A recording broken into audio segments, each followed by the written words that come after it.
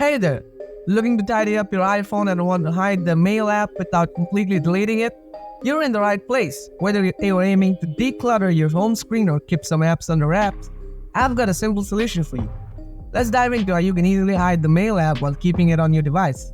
First, open your settings, then scroll down to find the option. Tap on Screen Time.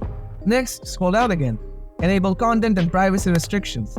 After that, tap on Allowed Apps and Features. Now, turn off the Mail app option. Then restart your iPhone.